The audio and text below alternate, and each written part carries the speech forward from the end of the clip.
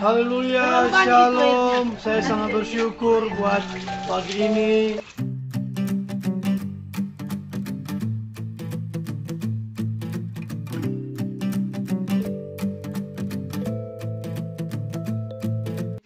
Saya ada di Parapat, tepatnya di daerah Jangga. Kali ini saya bersama abang saya, ya, Pendeta Tulus Simarmata, yang dipakai Tuhan, yang diizinkan Tuhan untuk melayani di sekitar Jangga Dolok atau Jangga Turuan ini. Oke, saya mau bertanya sedikit-sedikit ataupun banyak. Lebih bagus banyak daripada sedikit, karena firman Tuhan juga berkat unas lebih banyak daripada sedikit. Begitu ya. Oke, kali ini saya mau bertanya bagi abang saya, di mana abang saya yang dipakai Tuhan luar biasa di sidang Tuhan ini, dan saya juga melihat bahwa Tuhan bekerja luas bagi pelayan abang saya di sini. Ya, tidak hanya sebagai melayani jiwa-jiwa, melayani ladang-ladang juga kebun seperti itu ya. Oke, kita langsung bertanya. Haleluya bang. Shalom. Oke, gimana pelayanan abang selama pelayanan di Jangga Dolok ya? Jangga Dolok itu Jangga Turuan. Bagaimana bang? Pasti berkemenangan ya? Puji Tuhan, ya, kalau kita melayani ini adalah dasarnya adalah firman Tuhan. Amin. Ya, Kolose pasal 3 ayat 23 dikatakan, apapun yang kita perbuat, apapun yang kita lakukan, mari kita lakukan adalah untuk Tuhan. Amin. Bukan untuk manusia. Ya, karena segala sesuatu yang kita lakukan adalah untuk kemuliaan bagi Tuhan. Amin. Ya, apapun itu pekerjaan yang kita kerjakan adalah untuk kemuliaan bagi Tuhan. Jadi bagaimana, sudah berapa lama pelayanan abang ini berjalan di Jangga Dolok ini? Ya, puji Tuhan, kalau soal lamanya ya belum lama lah. Ya, saya kira lebih kurang 10 tahun. Sudah 10 tahun ya. 10 tahun itu sungguh sudah luar biasa ya bang ya. Jadi suka duka yang dialami selama pelayanan di Jangga ini pasti banyak. Ada yang berkemenangan, mungkin pasti berkemenangan. Seperti apa pelayanan penginjilan yang abang alami selama melayani di Jangga? Kalau kita suka dan duka pasti ada dalam pelayanan. Hanya firman Tuhan mengatakan mengucap syukur dalam segala hal, ini kendaki Tuhan. Ya, kalau pengalamannya, kalau pelayanan di Jangga Dolok ini pasti jiwa-jiwa rata-rata jauh-jauh ya bang, ataupun tidak menggunakan kendaraan. Apalagi kan di sini transportasi tidak seperti di kota-kota besar. Kan mereka menggunakan angkot, kapan aja bisa naik angkot dan turun. Di sini mungkin kalau saya melihat pasti perjuangan abang luar biasa ya, karena mungkin di mana jiwa-jiwa seperti orang tua, mungkin mereka tidak memiliki kendaraan harus dijemput. Apakah seperti itu bang? Iya, ya, kalau orang tua, kalau dia sudah ditinggalkan atau anak-anaknya sudah merantau, ya dia tinggal hanya sendiri di rumah, jadi kita menjemput karena dia pun tidak bisa lagi naik kendaraan, ya kita jemput.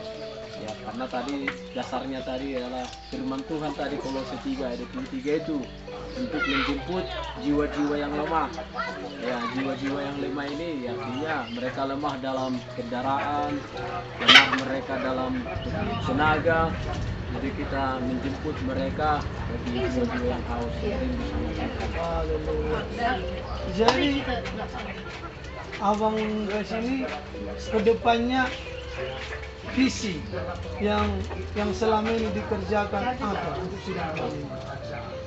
Ya, yang kita kerjakan itu ya pelayanan lah. Pelayanan yang pertama kita buat ibadah di rumah, ya ibadah misbah berupa ibadah doa hari Sabtu, ya kita buat perkunjungan, penginjilan, ya seperti itu.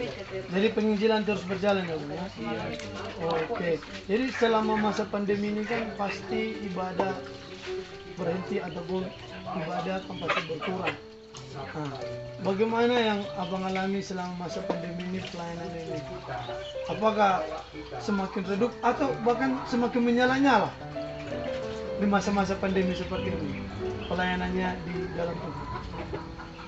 Di masa pandemi ini ya ada juga yang jemaat itu yang menyala, ada juga jemaat itu yang ya kurang menyala. Ya mungkin mereka ya mengikuti berita-berita sekarang ini, mungkin ada mereka merasa takut, tapi kita teguhkan dengan firman Tuhan, ya kita kunjungi. Ya, kenapa? Ya kalau di kebetulan ya ramai, ya di pesta-pesta mereka tidak takut, ke pasar-pasar mereka tidak takut. Tapi kalau mereka pergi beribadah, mereka takut. Jadi disinilah kita sampaikan bahwa kita beribadah kepada Tuhan, bahwa Tuhan pasti melindungi campur tangan dalam kehidupan kita. Karena Tuhan berkata, sehelai di rambut kita jatuh Tuhan tahu. Jadi semua Tuhan mengetahui, seizin Tuhan semua yang terjadi dalam kehidupan kita. Oke, luar biasa ya Bang isinya. Dan saya percaya Bapak Ibu yang terkasih dalam nama Tuhan Yesus, di mana tadi kita dengar bahwa visi dari Abang Grace ataupun Pendeta Tulus Yesus Marmata yang dipakai Tuhan luar biasa untuk memenangkan jiwa-jiwa di Jangga ini. Ya mari kita berdoa bagi keluarga saudara yang ada di sana, ya ketika bermain ataupun berkunjung ke Jangga ingin mencari tempat beribadah. Mari datang beribadah ke Jangga Turuan.